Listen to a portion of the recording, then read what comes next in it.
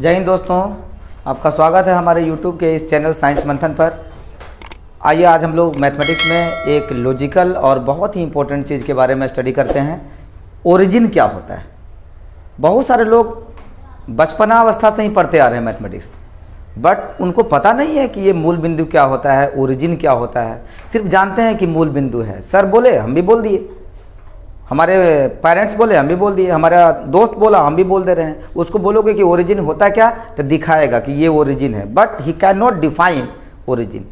तो आइए हम लोग आज बात करते हैं ओरिजिन क्या होता है। ओरिजिन को डिफाइन करने से पहले मैं आपको बताना चाहता हूँ कुछ ग्राफ के बारे में, कि अगर आपको कोई बोलेगा मैथमेटिक्स में कि ग्राफ खींचो x = 5 का ऐसा, तो इसका ग्राफ हम लोग कैसे खींचेंगे। तो उसके लिए हम करते क्या थे, एक x एक्सिस और एक y एक्सिस को वर्टिकली एक दूसरे के प्रतिच्छेद कराते थे ऐसे करके।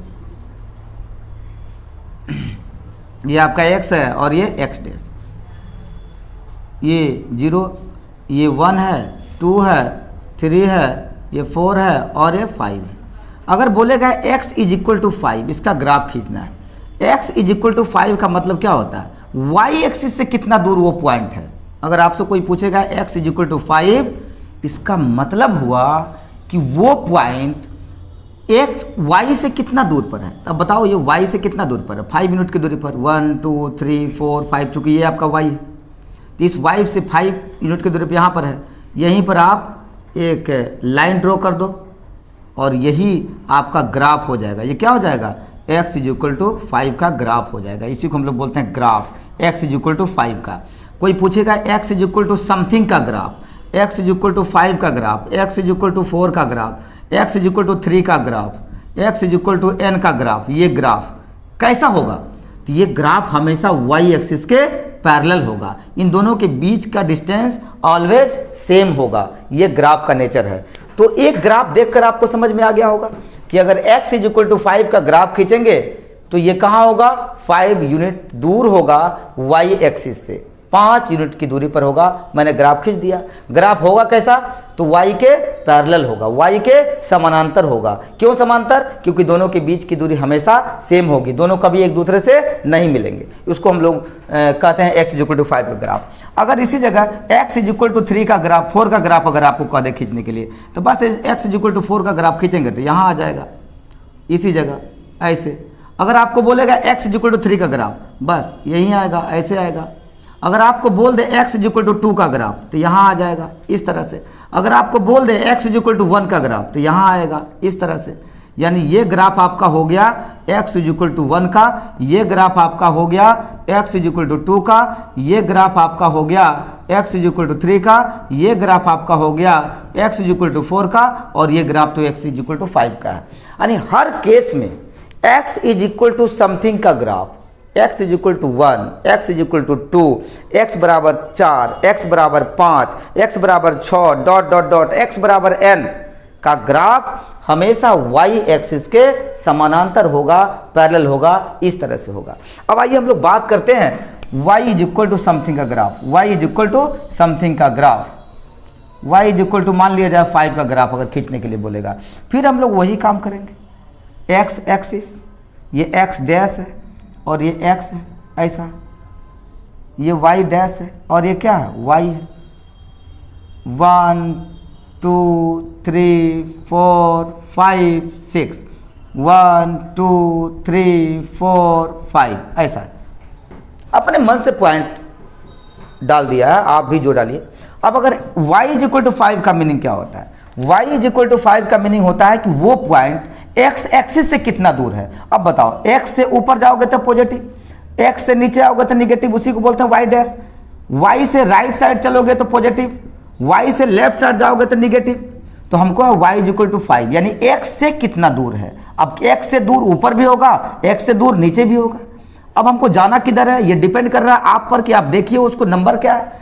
y = 5, तो ऊपर जाएंगे पॉजिटिव नंबर मिलेगा, नीचे जाएंगे नेगेटिव नंबर मिलेगा। ये पॉजिटिव है तो ये राइट यहाँ पर आएगा आपका ये लाइन हो गया y = 5 का ग्राफ हो गया, y = 5 का।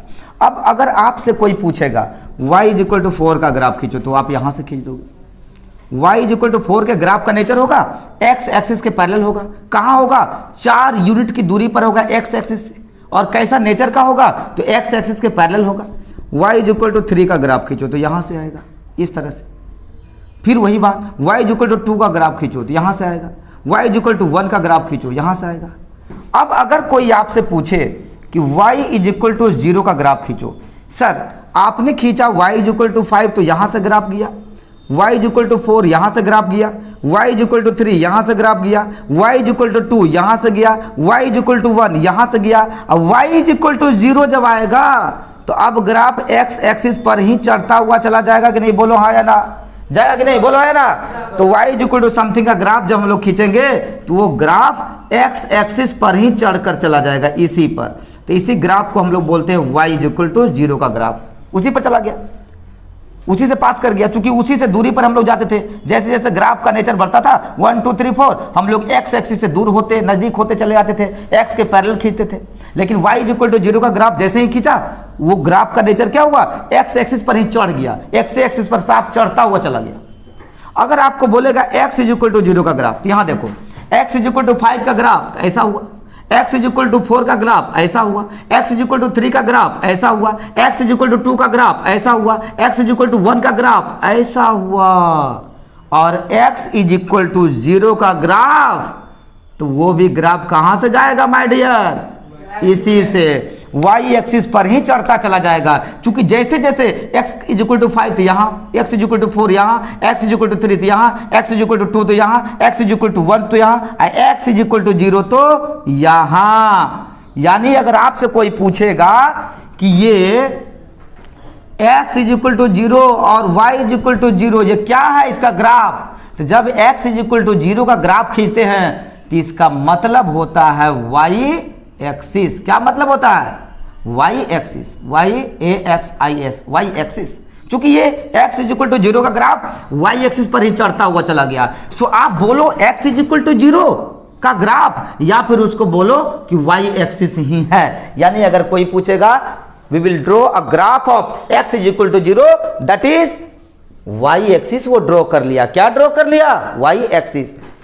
अगर आपसे कोई पूछेगा y इज इक्वल टू 0 तो वह x एक्सिस ड्रॉ कर लिया। यानी जब देखा जाए इसमें देखा जाए कि ये क्या है, ये ग्राफ है आपका x इज इक्वल टू 0 का, और ये क्या है दोस्तों? ये रियली क्या है? ये ग्राफ है y इज इक्वल टू 0 का, और ये क्या है? ग्राफ है x इज इक्वल टू 0 का। यानी अगर कोई पूछेगा x बराबर 0 का ग्राफ तो उसका मतलब हुआ वो y एक्सिस है, y बराबर 0 का ग्राफ इसका मतलब वो x एक्सिस है। और जहां पर x बराबर 0 और y बराबर 0 के ग्राफ इंटरसेक्ट करते हैं यही पॉइंट ओरिजिन कहलाता है। ये क्या कहलाता है? ओरिजिन। इसी को मूल बिंदु कहा जाता है। तो अगर आपसे कोई पूछेगा डिफाइन मूल बिंदु, डिफाइन ओरिजिन क्या होता है, आप बताइएगा भैया जाओ ग्राफ खींचो x इज इक्वल टू 0 का। जैसे ही x इज इक्वल टू 0 का ग्राफ खींचोगे ना तो उसका मतलब होता है कि वो y एक्सिस है, और जब आप ग्राफ खींचोगे y इज इक्वल टू 0 का इसका मतलब है कि वो x एक्सिस है। हम सीख चुके हैं अच्छे तरीके से। और अगर गलती से x बराबर 0 का ग्राफ, y बराबर 0 का ग्राफ एक दूसरे को इंटरसेक्ट करेगा और जिस बिंदु पर इंटरसेक्ट करेगा उसी बिंदु को ओरिजिन कहा जाता है।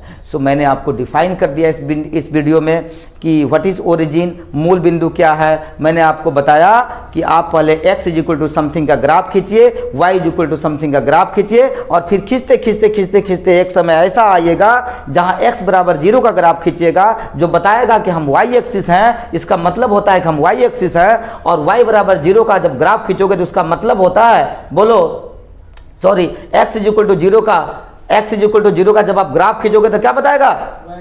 x इज इक्वल टू 0 का ग्राफ खींचोगे तो क्या बताएगा? बोलो y एक्सिस ना। और जब आप बताओगे कि y इज इक्वल टू 0 का ग्राफ तो वो x एक्सिस को बताएगा, और जहां दोनों के ग्राफ इंटरसेक्ट करेंगे उसी बिंदु को ओरिजिन कहेगा।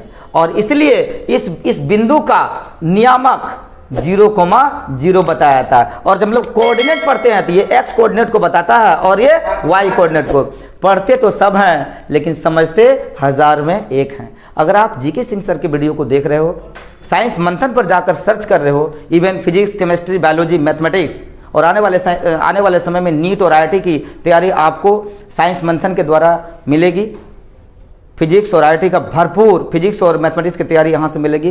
तो आप बिल्कुल बेहिचक आप मेरे वीडियो को देखिए, और जो भी तकलीफ हो आप हमको शेयर करिए, मेरे वीडियो को लाइक करिए, सब्सक्राइब करिए, और नए वीडियो के लिए कमेंट जरूर करिए। तो मैंने आज की वीडियो में आपको सिखाया कि व्हाट इज़ ओरिजिन क्या होता है। बहुत सारे बच्चे ओरिजिन से अनभिज्ञ होते हैं। अगले वीडियो में हम फिर आपसे मिलेंगे, तब तक के लिए थैंक यू। जय हिंद, जय भारत।